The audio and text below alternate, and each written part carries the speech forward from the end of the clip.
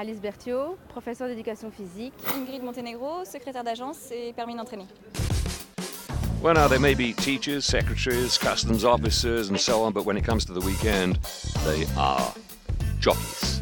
Yes, all these women share the same passion for horses and racing, a passion that often comes from their childhood.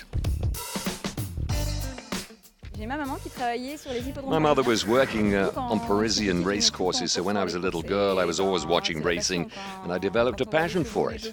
When you see all the horses and the jockeys, you want to do the same. I've always been a horse rider. I've done some eventing since I was 10. And my father used to race as a gentleman rider, an amateur jockey when he was young. He told me I should try it, so I tried it, really liked the feeling with the horse, went from there. Le feeling avec le cheval de course et c'est passé. So all these women compete in the Longines World Fegentri Championship, a world championship organized by the International Federation of Gentlemen and Lady Riders, bringing together the best amateur jockeys from different countries, and they compete on the best racecourses in the world. The Fegentri World Championship was created in 1955 on the frozen lake at St. Moritz. Just a bunch of friends at that time who had a few horses, and those friends were amateur jockeys, gentlemen riders, then decided to create a world championship. So it grew, and today around 20 countries are involved in it.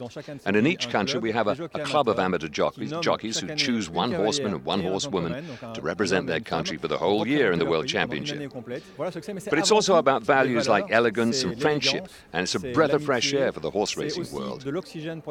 You have the possibility as an amateur of competing on the same racetracks as the professionals. And finally, you can compete in an international championship. So for these ladies, it's a dream life in the fast lane, being able to ride almost every weekend. And for this 10th stage out of 26, they have the opportunity to compete on the same day as the Prix de Diane at glorious Chantilly. We're competing at the major events. We're racing on the greatest race tracks of all. So if I were not participating in this championship, I wouldn't have the chance of racing here. So for me, it's a terrific honor.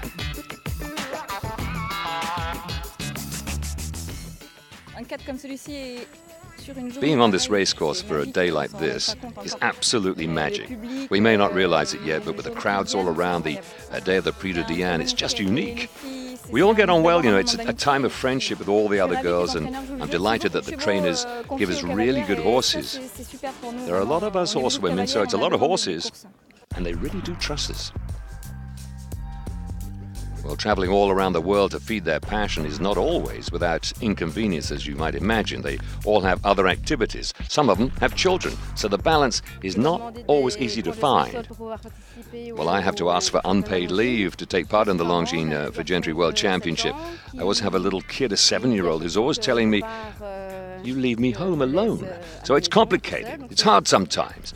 I make sacrifices at home and at work, but here I have that huge reward with the horses that I have the opportunity of riding.